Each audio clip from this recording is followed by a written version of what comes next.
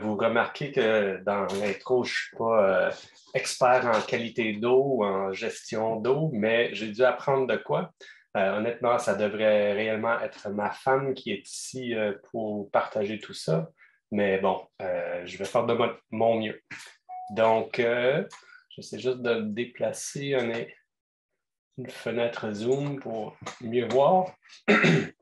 Donc, à propos de chez nous, on est en affaires depuis 2005, tel que mentionné.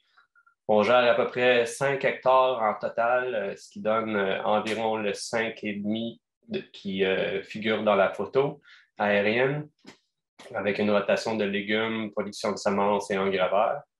On produit principalement légumes et semences, puis les légumes entièrement écoulés sous forme de panier en ASC pour 500 membres par semaine sur 22 semaines. Puis notre entreprise semencière qui met en marché nos propres semences et autres semences bio est de plus en plus important pour que cette année, ça risque de venir rencontrer parité avec les revenus bruts de l'aile maraîchère.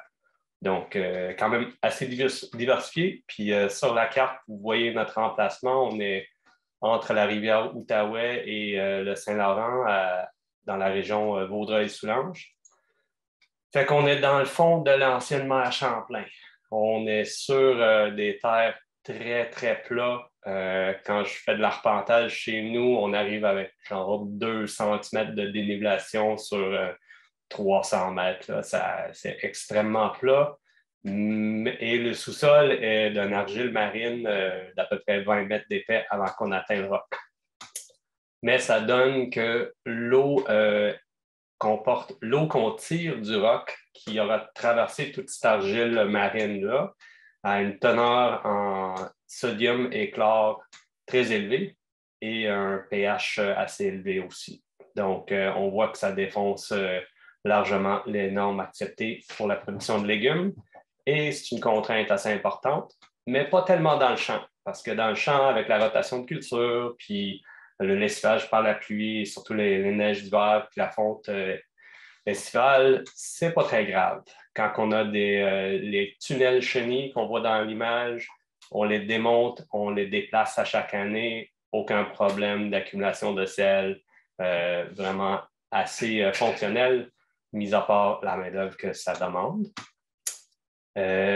Oui, on a besoin d'avoir un budget un peu plus élevé pour les pièces d'irrigation parce que la salinité, ça use pas mal rapidement. On doit se passer de tout ce qui est aluminium parce que ça croûte et c'est fini dans 2 ans. Mais avec une sélection judicieuse de pièces de qualité, principalement en plastique, on arrive quand même à gérer notre distribution au champ sans trop de misère.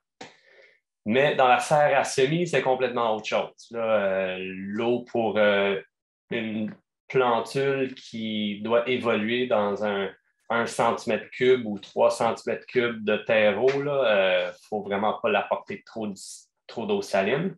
Donc, on a cherché à moduler le pH et donc réduire l'importance de ces effets avec de l'acide citrique, mais pour diverses raisons, c'était des succès mitigés puis beaucoup de gossage. Donc, on a fini par abandonner cela et plutôt de capter l'eau de pluie qui tombe sur ce bâtiment Chedron en acier qui est à côté de la serre. En premier avec une gouttière qu'on devine dans la photo, puis dernièrement, on a pris l'autre côté pour doubler notre surface de captage. Puis c'est presque adéquat. C'est un système quand même élégant et très fonctionnel. Toutes les recherches ont été faites et la conception par ma femme Renée. Et donc, la voilà à la période de l'installation. Puis ça marche très bien depuis. Quand on en manque, on peut toujours prendre de l'eau du puits au besoin ou on va emprunter une remorque citerne puis aller remplir avec de l'eau de surface non contaminée chez un voisin. Mais dans les serres froides, c'est là qu'on trouve qu'on a vraiment un problème. Fait qu'on a 2 grandes serres froides, ça se déplace mal. Le potentiel d'accumulation est très, très important. Puis, il n'y a pas vraiment de possibilité de lessivage. On ne peut pas enlever le plastique pendant l'hiver parce que c'est des structures qui servent principalement à prolonger la saison et donc on a besoin de les avoir très tôt et très tard dans l'année.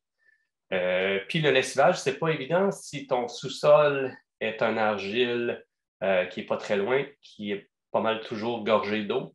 Faire un mouvement vertical d'eau à travers une couche d'argile gorgée, c'est à peu près impossible. Fait que là, on essaie de minimiser l'utilisation de l'eau, faire goutte à goutte autant que possible, mais aspersion, ça existe parce que c'est tellement plus commode. Puis on a des besoins quand même importants d'eau pour ces deux structures-là. En 2018, on s'est penché un peu plus là-dessus. On avait déjà une serre d'installer depuis plusieurs années. Comment que j'arrive avec... non, je ne sais pas comment avoir un pointeau, mais dans le tableau, serre numéro 1 et serre numéro 2. Serre numéro 1, c'est celui qui est installé depuis plusieurs années, déjà en 2018. Et serre numéro 2, je pense qu'on venait tout juste de le mettre en service. Donc, on cherchait à quantifier et mieux comprendre, avec l'aide de notre magnifique agronome Yveline Martin, mieux comprendre le système pour ne pas faire des dégâts dans la deuxième serre et pour améliorer les affaires dans la première. Parce qu'on avait déjà vu certaines cultures, notamment les cerises de terre et les piments forts, qui tolèrent très peu l'accumulation de sel dans la couche de surface. Et quand elle a checké les normes, Yveline a constaté que oui, notre eau est complètement inacceptable pour l'irrigation, puis surtout en espace sous couvert. Donc, on devrait regarder vers osmose inverse ou eau de surface ou autres sources d'eau non contaminée et qu'on devrait également amender avec des matières organiques et potentiellement du calcium pour mitiger ces effets et qu'on devrait être très attentif à limiter nos apports de compost et fertilisants qui comportent des sels dans les serres. Donc, on a commencé à travailler, mettre plus de matière organique. Fait que les essais qu'on a faits avec les feuilles mortes, on aime bien ça. On trouve que ça se travaille bien. On a un fournisseur fiable, puis on aime ça. Puis ça nous donne l'impression de vraiment améliorer la qualité du sol.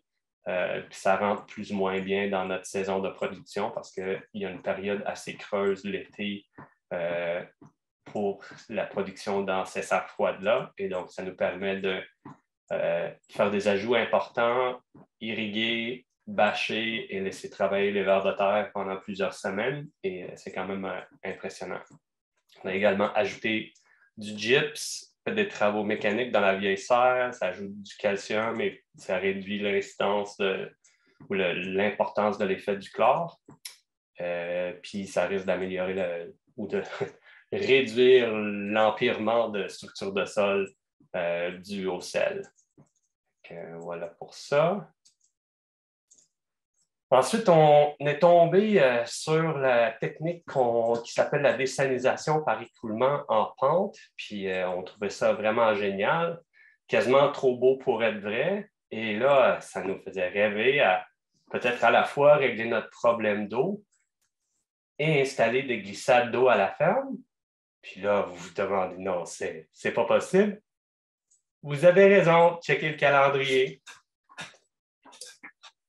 Là, en vérité, on s'est tourné vers une autre vraie source, puis remerciement à ma fille qui m'a rappelé hier soir qu'aujourd'hui, c'est le 1er avril, puis que j'avais le temps quand même à ajouter une autre diapo. Donc, la vraie source d'eau sans sel, c'était l'idée de notre voisin ingénieux Thomas Dauhavrin. Il dit, pourquoi pas aller piger dans vos drains? Vous connaissez la provenance de l'eau, elle est probablement propre. Elle est probablement pas saline. L'origine est connue. On connaît bien notre réseau de drainage, on le retravaille continuellement et on ajoute, puis on redouble, puis on savait où aller piger. On a fait des analyses aux sorties de drain, puis on a trouvé que oui, l'eau était propre et on a commencé à concevoir un réservoir souterrain qui captera et stockera l'eau de nos drains et qui sera à proximité des serres, entouré de glaise toujours humide et donc étanche. Et on a monté ça avec des cordes, genre des cordes de ponceau ou des morceaux de ponceau à double paroi plastique qui servent pour les bobines de drain. Et donc, c'est des choses qui se trouvent à prix modique. Et donc, on a réussi. La carte de la ferme, ça vous montre tout ce qui est coloré mince, c'est soit les drains d'origine ou des drains que nous, on a rajoutés depuis qu'on est là. Et la bande rose plus épaisse, c'est l'emplacement du réseau, non, pas du réseau, mais le réservoir de stockage souterrain qui se situe en tête de plusieurs parcelles et sous un chemin de circulation. Fait que, voilà, ça donne un réservoir assez massif à prix modique, zéro encombrance pour les mouvements à la ferme. Donc, voilà les détails de l'installation. On en est assez satisfait. Là, on a commencé au ras de la serre en installant un puisseur à la verticale qui, également, dans la photo à gauche, on devine une des entrées où ce que une sortie de drain qui s'en va vers le fossé est dirigée en premier dans notre réservoir avec le tuyau de 4 pouces qui descend. Fait que là, on a installé tout ça à un horizon plus profond, fait que sous l'horizon des drains. Et donc, on est capable de diriger de l'eau très facilement dedans par gravité. Et dès que le réservoir est plein, ben, le trop plein, ça devient que le réseau de drainage il continue à s'en aller vers le fossé. Fait que le puissard, c'est le point le plus bas. On y met une pompe submersible, puis on a un indicateur de niveau, puis on est direct à côté de la serre avec électricité, plomberie au besoin. Ça a bien été. Ensuite, Philippe, notre voisin et opérateur de pelle sans pareil, il nous a tout fait ça au laser et c'était bien intéressant comme projet. Un manifold, puis ensuite 3 longueurs cordées en parallèle, entourées de pierres nettes.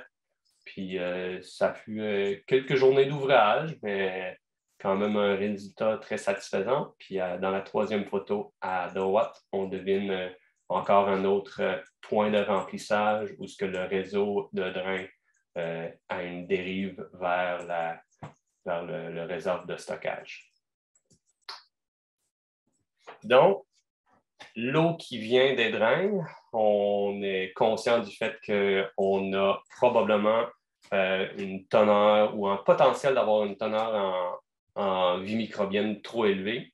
Et donc, on s'est installé système de filtration mécanique et stérilisation ultraviolet. Mais on n'avait pas compté sur la turbidité accrue en raison de l'argile et que le temps de délai dans le réservoir ne permettra pas une décantation adéquate. Et donc, avec notre filtration, on a de l'argile colloïdale, c'est même pas vraiment possible de la faire accumuler pour décantation. La masse des particules d'argile est trop minime et les charges la maintiennent en suspension. Donc, ça nous obligera, si on voulait éliminer l'argile et la turbidité afin que notre système de filtration et stérilisation ultraviolet soit fonctionnel, il faudra qu'on se construise quasiment une annexe chauffée à côté de la serre, puis des installations de réservoirs, de décantation, l'utilisation de flocculants et malaxeurs, puis des pompes, puis c'est pas clair si les flocculants seraient acceptés par notre agent de certification biologique. Et donc, ça commence à ressembler pas mal à la complexité et coûts qui nous ont qui nous ont donné intérêt à faire autre chose que l'osmose. Mais on a quand même réfléchi là-dessus, puis en ce moment, on procède à la caractérisation précise de l'activité microbienne. On va faire plusieurs analyses par année, puis voir si on est capable de prévoir des périodes où ce que le risque est plus élevé, comptabiliser les pathogènes et précurseurs de pathogènes potentiels pour établir c'est quoi nos cycles annuels et comment judicieusement utiliser cette eau pour l'irrigation en serre sans avoir un risque pour la salubrité des aliments. Et donc, voilà, on est rendu là d'une période de caractérisation qu'on risque de prolonger sur 1 ou 2 saisons et ensuite élaborer un protocole d'irrigation raisonné qui va nous permettre d'utiliser au maximum cette eau-là sans avoir de danger de salubrité pour nous, nos clients. Puis, au besoin, on regardera à nouveau les options d'osmose pour une partie des besoins pour pallier à cette problématique. Je crois que c'est tout.